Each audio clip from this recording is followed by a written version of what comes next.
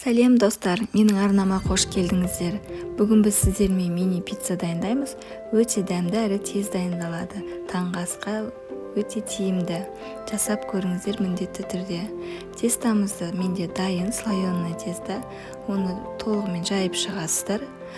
Бір ас қасық майонез, бір ас қасық кетчупты жағамыз. Колбасамызды осылай тураймыз, бетіне сеуіп шығамыз. Тауықтың етін де қойсаңыздар болады. Бір қызанақты тураймыз. Болгар перец пен огурцы өз қалауларыңызды салсаңыздар болады. Орама тәріздес қылып осылай ораймыз. 2,5-3 сантиметрдей осылай кесеміз.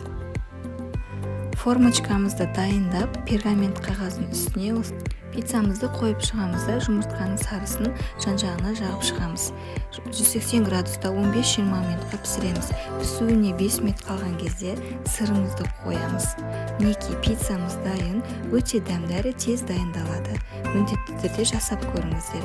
Сіздермен болған мен ұл болсын, астарыңыз дәмді болсын.